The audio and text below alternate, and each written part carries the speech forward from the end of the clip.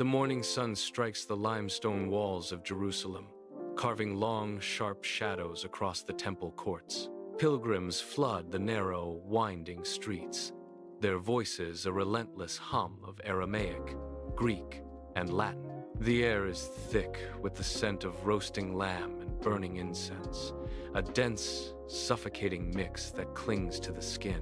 Jesus moves through the heart of the market, his gaze fixed forward, ignoring the frantic bartering of merchants. He stops briefly, watching a merchant haggle over a single coin, his expression unreadable as he evaluates the scene. The noise of the market seems to drop away, replaced by an invisible static that vibrates in the air. He turns abruptly into a narrow alleyway, leaving the chaos behind. The transition is sudden. The light dims as the high stone walls close in. He does not look back. He walks deeper into the shadows, the weight of the day pressing down on the narrow path. Inside the upper room, the air is still. Oil lamps flicker on the stone walls, casting long, dancing shadows that stretch and shrink with every pulse of the flame. Jesus sits at the center of the wooden table, the surface worn smooth by years of use. He reaches out, his fingers finding the unleavened bread. He traces the rough texture of the grain before applying pressure. The sound of the bread snapping is sharp, cutting through the sudden, heavy silence of the room. He holds a piece out, eyes locking onto Peter, then John, measuring the weight of the moment in their stillness. Each man takes his portion. The movement is deliberate, slow, and absolute. Jesus then lifts the cup. The wine catches the amber light of the lamps, glowing deep and dark. He speaks, his voice steady, cutting through the tremor that seems to vibrate in the floorboards. He describes a new covenant, a promise sealed in the quiet of the room. As he passes the cup, the metal rim clinks softly against the wood. The disciples watch him, their focus narrowing to the vessel in his hands. The ritual binds them in this space, a final, fragile anchor. At the far end of the table, the air shifts. Judas sits motionless, his hands gripping the edge of the wood until his knuckles turn white. He keeps his head low, eyes fixed on the flickering flame of a single oil lamp. The light dances in his pupils, reflecting the instability of the room. When Jesus speaks of the one who will hand him over, the silence becomes a physical weight. Every person at the table freezes, but Judas reacts first. He stands abruptly. The chair legs scrape harshly against the stone floor, a jagged, discordant sound that tears through the quiet. He does not look at Jesus. He stares at the wall, his chest heaving as he fights for breath. The others remain still, their eyes tracking the movement. Judas stands there for a heartbeat, his hands trembling at his sides, before he forces himself to sink back into his seat. He avoids the gaze of those around him, staring once more at the flame. The tension in the room is no longer a suggestion. It is a suffocating presence. The flickering light casts long, distorted shadows that seem to reach for him. The city fades behind him. In the Garden of Gethsemane, the moonlight transforms the olive leaves into shimmering silver, casting long, cold patterns across the ground. Jesus moves deeper into the grove until the trees swallow him, leaving the others behind in the distance. He stops. The ground here is hard, parched by the season. He drops to his knees, the dry earth pressing into his skin with unforgiving resistance. He reaches out, gripping the gnarled roots of an ancient olive tree. His knuckles strain against the wood, his grip tightening until his hands shake. The silence of the night is absolute, broken only by the sound of his own ragged breathing. He presses his forehead directly into the dirt, the weight of the coming hours crushing down on him. He fights for air, his lungs pulling against a heavy, invisible pressure. Sweat begins to bead on his brow, thick and dark, gathering in heavy drops that slide down his face.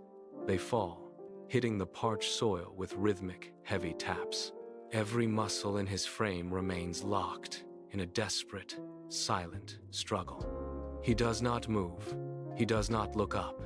He simply endures the crushing gravity of the moment. The silence of the grove shatters, A rhythmic crunch of boots on dry brush echoes through the trees, growing louder with every passing second. Then, the darkness is pierced. Flickering orange light dances across the silver leaves, casting long, erratic shadows that jump and twist against the trunks. Jesus stands. He does not retreat. He turns to face the approaching glow, his posture still and composed. From the center of the light, Judas steps forward. His eyes are wide, reflecting the erratic flame of the torches held by the men behind him. He moves with a stiff, unnatural gait, his focus locked entirely on the figure standing in the clearing. He reaches the spot where Jesus waits. Without a word, Judas leans in. He presses his lips firmly against Jesus' cheek, a deliberate, cold gesture that lingers in the quiet air. Jesus does not recoil. He does not pull away. His shoulders sag almost imperceptibly, a slight release of tension as he accepts the finality of the moment. The betrayal is complete. The torchlight illuminates the space between them, exposing the stark reality of the choice made. The moment the contact breaks, the clearing erupts. The guards swarm inward, their movements jagged and aggressive. They move with a frantic, metallic energy that displaces the heavy air of the garden. Iron chains clank against the stone, a harsh, discordant sound that overrides the rustle of the olive trees. Hands reach out, grabbing at shoulders and arms, forcing movement where there was stillness. Jesus does not resist the pull. The guards shove him forward, their grip tight and unyielding. They bring the cold, heavy links of the chains around his wrists, pulling them taut until the metal bites into the skin. The sound of the lock clicking shut is final, a sharp snap that echoes through the grove. He stands motionless as they tighten the bindings, the weight of the metal dragging his arms down. The shift is absolute. The spiritual struggle of the garden is replaced by the immediate, crushing reality of physical captivity. He is no longer walking of his own volition. He is being led. The guards form a tight perimeter, their torches casting flickering, erratic light over the scene as they begin to march. The march ends abruptly against the cold, unyielding stone of the praetorium. The guards shove Jesus forward, their hands pressing hard against his back, forcing him into the center of the courtyard. The space is narrow, enclosed by high walls that trap the sound of heavy breathing and the scuffing of boots. They steer him toward a thick, upright pillar of weathered stone. One guard grips his arm, twisting it sharply to force him to turn, while another kicks the back of his knees to make him stumble against the pillar. Jesus catches himself, his hands splayed against the rough, uneven surface. The guards back away, creating a wide, empty circle in the dust. The air in the courtyard turns stagnant, thick with the smell of damp stone and old iron. One soldier steps into the center, his movements deliberate. He uncoils a long, leather-bound instrument from his belt. The flagrum whistles through the air, a sharp, thin sound that cuts through the silence of the courtyard. It is a dry, predatory noise.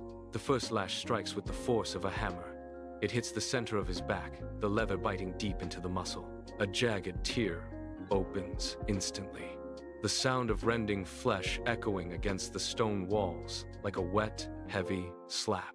Jesus does not flinch. He remains pressed against the pillar, his fingers gripping the rough stone until the joints turn white.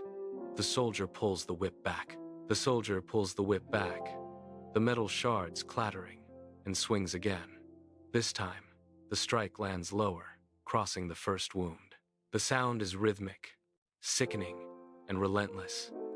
Each blow leaves a new, raw furrow in his back, yet he makes no sound. He does not cry out, nor does he pull away. His breathing remains steady, though it comes in short, sharp bursts. The courtyard fills with the smell of iron and sweat. With every swing, the flagrum whistles, a thin, predatory note that precedes the thud. He hangs against the pillar, a silent center to the violence, his endurance standing in stark, quiet defiance against the chaos. The final lash leaves a long, jagged furrow across his shoulders. The soldier pulls the whip back, the metal tips clattering against the stone, and steps aside. Jesus sways, his frame trembling from the sustained impact. Yet he remains upright against the pillar. The guards move in, their boots scraping against the grit of the courtyard floor. They gather a bundle of dry, brittle branches, twisting them into a crude, circular shape. The thorns are long, sharp, and unforgiving. One soldier steps forward, his expression twisted into a sneer of performative reverence. He forces the makeshift crown down onto Jesus' head. The thorns bite deep, piercing the skin of his brow with a series of wet, sharp pricks. Jesus does not pull away. He stands still as the pressure increases, the wood digging into his scalp. A single thick drop of blood wells up from a puncture wound. It rolls slowly down his temple, tracing a path through the salt and grit on his face. The liquid reaches his eye, stinging sharply. He blinks, the mixture of blood and sweat blurring his vision, yet he keeps his gaze fixed forward. The soldiers laugh, a harsh, jagged sound that echoes off the limestone walls, but he does not look at them. He stares into the empty space ahead, the crown of thorns now a permanent, biting weight upon his brow. The crossbeam is a jagged, heavy weight of splintered wood. As the soldiers shove him forward, the rough timber settles onto his shoulders, directly over the raw, torn skin of his back. Every step sends a jolt of white-hot pain through his frame. The wood does not sit still.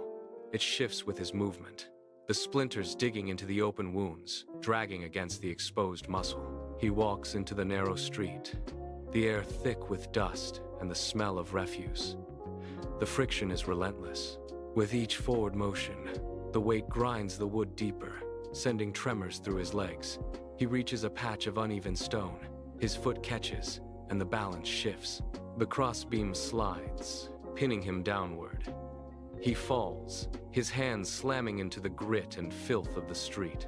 The impact jars his entire body. He tries to push himself up, but the wood is a crushing anchor. His palms are raw and bleeding, sliding against the sharp stones. He gasps, the sound ragged and thin, as he struggles to find purchase. The wood remains fixed, a heavy, splintered burden that refuses to let him rise. The summit of Golgotha is a barren stretch of rock, swept by a dry, biting wind. The soldiers drag him toward the center of the clearing, where the wood lies waiting. They force him down, his back hitting the rough, unyielding timber. He does not resist. His arms are stretched wide, pulled taut against the grain of the wood. The soldiers move with practiced efficiency, their movements devoid of hesitation. One man kneels, positioning the heavy iron nail against the center of the wrist. The metal is cold, a stark contrast to the heat of the day. The hammer rises. The first strike is deafening, a sharp, metallic ring that echoes across the hill. The nail bites into the soft tissue, the wood vibrating under the force of the blow. A second strike follows, then a third, driving the iron deep into the timber.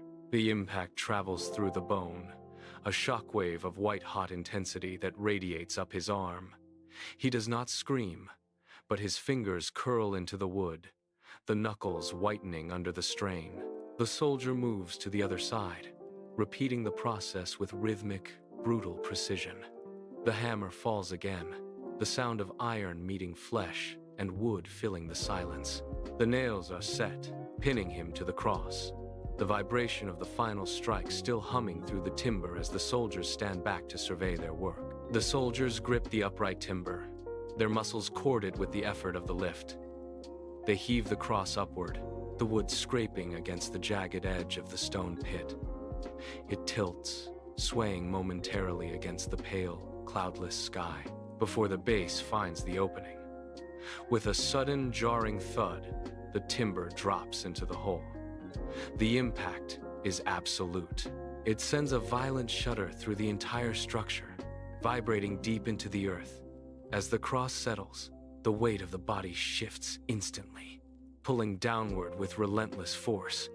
There is a sickening, muffled pop as the shoulders dislocate, the joints forced from their sockets by the sudden change in tension. The body jerks forward, then hangs limp, suspended by the iron nails. Every muscle in the back and chest pulls taut, stretched to the point of tearing. The air around the summit seems to thin, heavy with the sound of labored, shallow gasps. He remains there, motionless against the wood, the weight of his own frame acting as a constant, crushing pressure. Time stretches thin, measured only by the agonizing cycle of the lungs. Every breath requires a deliberate, agonizing push against the nails in his feet to lift the weight of his torso. The air is thick with dust and the heat of the afternoon. Then, the light begins to fail. The sun dims, obscured by a sudden, unnatural shadow that creeps across the horizon, turning the sky a bruised, heavy charcoal. The temperature drops. He gasps, a dry, ragged sound that tears at his throat. The effort to inhale becomes a monumental task, the muscles of his chest straining against the limits of endurance. He shifts his weight, the iron nails grinding against the bone of his wrists. But the strength is fading. His head lolls forward, chin dropping toward his chest. Another attempt to draw air results only in a shallow, rattling wheeze. He gathers the last of his resolve, the frame of his body trembling as he pushes up one final time. A word escapes. The tension vanishes. His shoulders sag, and the final exhalation leaves his lips. For several heartbeats, the only sound on the hill is the wind whipping through the dry grass. Then, the darkness deepens, swallowing the last remnants of the afternoon light, until the world is cast in an oppressive, ink-black void. A low-frequency vibration begins, felt in the soles of the feet before it is heard. It starts as a hum, then builds into a deep, resonant rumble that shakes the very bedrock of Jerusalem. In the temple courts, the massive limestone slabs groan under the pressure. A hairline fracture appears near the base of the inner sanctuary, snaking rapidly across the polished floor like a jagged lightning bolt. The stone splits with a sharp, explosive crack that echoes through the colonnades. Dust plumes erupt from the fissures, choking the air. Pilgrims and merchants drop to their knees, clutching the ground as it heaves and rolls beneath them. The heavy bronze doors of the temple shudder in their frames, the metal hinges shrieking against the stone. Everything is in motion, yet the center of the city remains locked in a stunned, breathless silence. 3 days of heavy, stagnant silence passed over the city. The dust settled into the cracks left by the tremor, and the air regained its morning chill. Mary Magdalene walked the path toward the garden, her pace measured, her eyes fixed on the limestone face of the tomb. She stopped 20 paces away. The massive circular stone, which had been rolled into place to seal the entrance, was no longer flush against the wall. It lay in the dirt, pushed aside to reveal a dark, jagged opening. She approached, her boots crunching on loose gravel. She reached out, pressing her palm against the cold, rough surface of the stone, feeling the displacement. It had not been moved by a gentle hand. She stepped into the threshold, the interior air smelling of damp earth and stale incense. Her eyes adjusted to the gloom. The stone slab where the body had been laid was bare. She moved closer, her breath hitching as she saw the linen strips that had bound him. They were not scattered or torn, but folded neatly, resting on the rock. She backed away toward the light, her gaze darting across the garden, searching for a presence that the empty stone could not explain. Mary stepped out from the tomb, her eyes squinting against the sharp, rising sun. The garden was still, the olive leaves shimmering with dew. She scanned the rows of trees, her breath coming in shallow, ragged bursts. A figure stood near the path, back turned, hands busy with the pruning of a low-hanging branch. She moved toward him, her steps heavy with the exhaustion of the last 3 days. "Sir," she called out, her voice cracking, "if you have moved him, tell me where he is." Ah, the man did not turn immediately. He finished his motion, the shears clicking shut with a final, metallic snap. The birds in the canopy above went silent.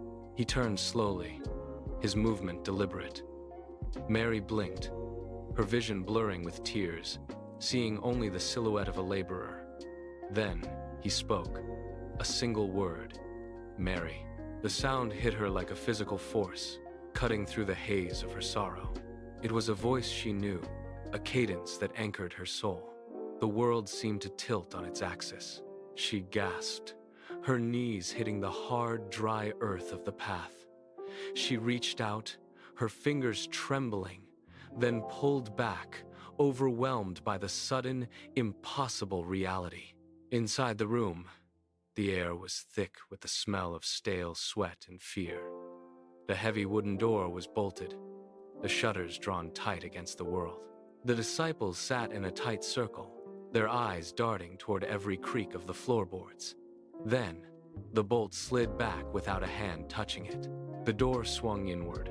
Jesus stood in the threshold, the dim light catching the contours of his face. The disciples scrambled back, their chairs scraping against the stone, some pressing their backs against the wall in terror. He walked forward, his movements fluid and silent.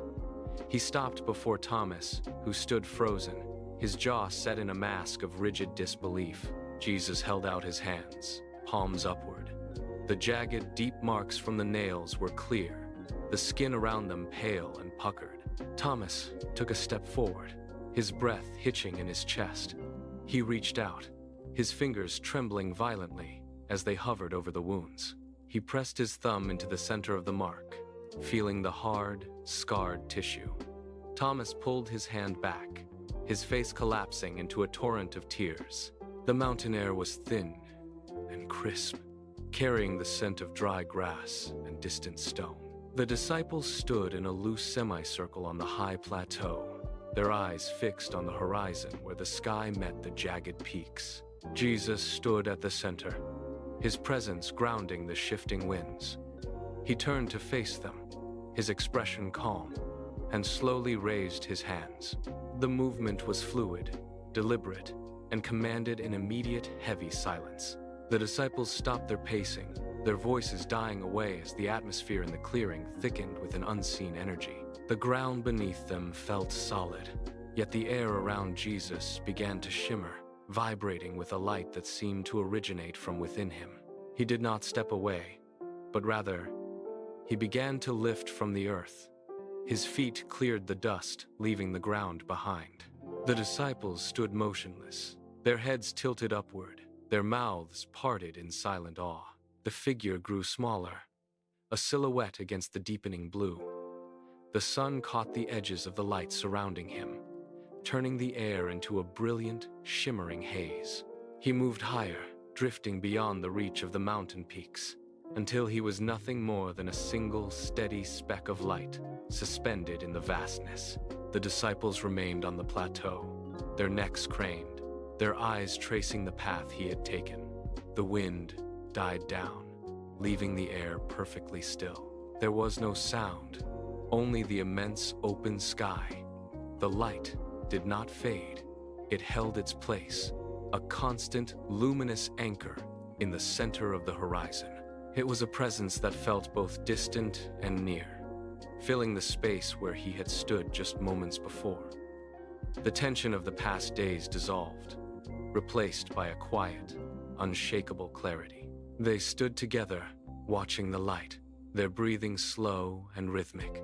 The world felt wider, brighter, and anchored by a promise that reached far beyond the mountain.